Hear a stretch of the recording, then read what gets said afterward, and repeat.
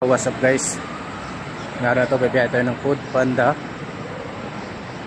at dito tayo sa Robinson Galleria. Pipick up tayo ng Marugami. Mamaya bibiyahe tayo airport. Dalawang biyahe natin ngayon, Panda tsaka airport.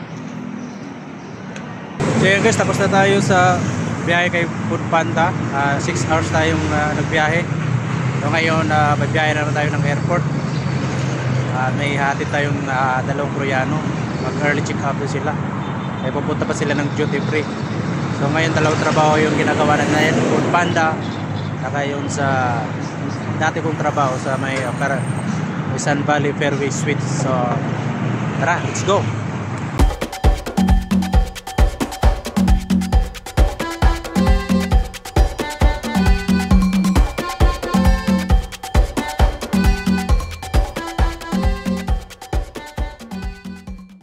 So yun guys, nandito na tayo sa Sun Valley. Kakarating lang natin, butang last drop natin sa Mindanao Avenue Malayo-layo Nandito na tayo kasi alas 8 pa naman yung alas natin Wala pa, alas 7 pa lang. Hanap muna tayong kain dito. Ayun nandito tayo sa sa resto ng Korean restaurant. Hanggu Siktang. Anong gagawin nito? Laki ng sugpo Kilawin. Grabe, 1 kilo yan. Ilang piraso yan? 4 na piraso, mga 1 kilo. Grabe laki Hindi nga. Ano? Biak pa, parang turay. Yun laki. Dapat 1 kilo yan? Ship bro 3/4. Laki. Ihawin.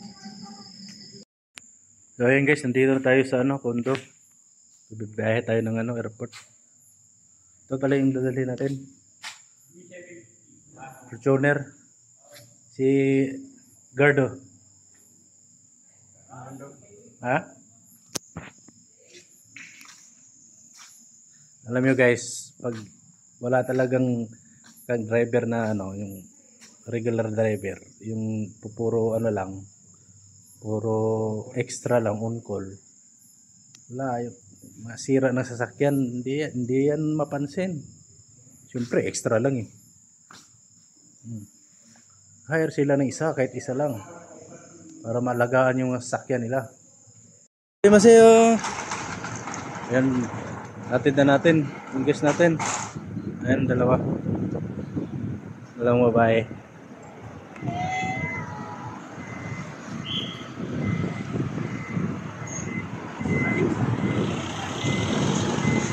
Gabi ako. Bye.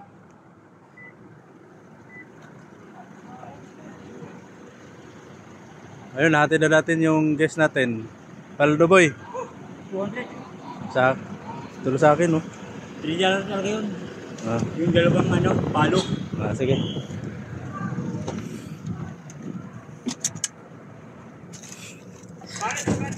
Ha? Ayun guys, natin na natin yung dalawang guys natin. Yan din yung isa Karga niya 8. Si Roger.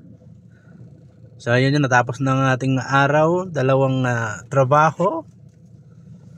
Isang food delivery rider at sa isang hotel driver.